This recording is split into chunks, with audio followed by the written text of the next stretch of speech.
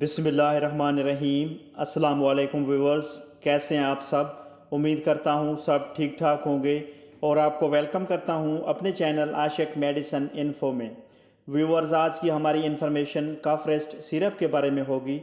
آج کی اس ویڈیو میں ہم کف ریسٹ سیرپ کی کمپوزیشن، یوزز، بینیفٹس، اس کی ڈوزیج اور اس کے سائیڈ ایفیکٹس کے بارے میں ڈسکس کریں گے۔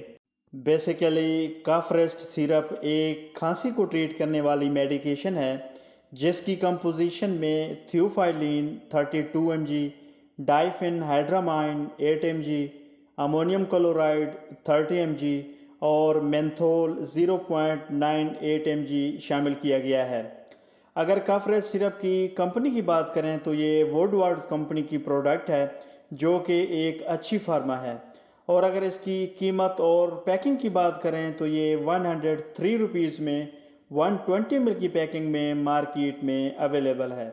کف ریسٹ سیرپ کی اگر یوزز یا اس کے بینیفٹس کی بات کی جائے تو اس کا استعمال کھانسی کی وجہ سے چھاتی کی جکڑن کو دور کرنے کے لیے، سانس کی نالیوں کی کھنچاؤ کو کم کر کے سانس لینے میں آسانی پیدا کرنے کے لیے، بلغمی کھانسی کو ٹریٹ کرنے اور بلغم کو پتلا کر کے خارج کرنے کے لیے، گلے میں خراش اور گلے میں درد کو کم کر کے گلے اور چھاتی کو راحت فراہم کرنے کے لیے، خشک کھانسی اور پرانی سے پرانی کھانسی کے لیے، پھیپھڑوں میں انفیکشن، دما والی کھانسی، اچانک اور بار بار اٹھنے والی کھانسی کے لیے بہت ایفیکٹو ہے۔ کف ریسٹ سیرپ کی اگر ڈوزیج کی بات کی جائے تو عمومی خوراک بڑوں کے لیے 1 سے 2 چائے کے چمچ، 7 سال سے 12 سال تک آدھا چائے کا چمچ سے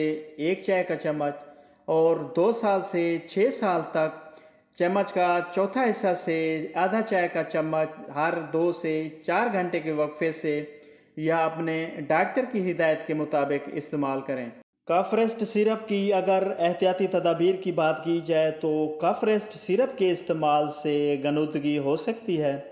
ایسی صورت میں گاڑی یا مشین وغیرہ چلانے سے گریز کریں۔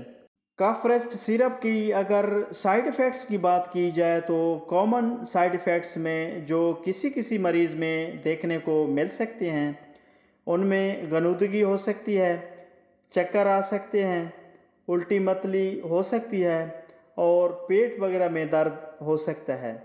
تو ویورز، یہ تھی تمام ڈیٹیل جو کف ریسٹ سیرپ کے بارے میں تھی۔ اگر میری یہ انفارمیشن آپ کو اچھی لگی تو میری ویڈیو کو لائک کیجئے گا، شیئر کیجئے گا اور میرے چینل عاشق میڈیسن انفو کو ضرور سبسکرائب کیجئے گا۔ Thanks for watching. اللہ حافظ۔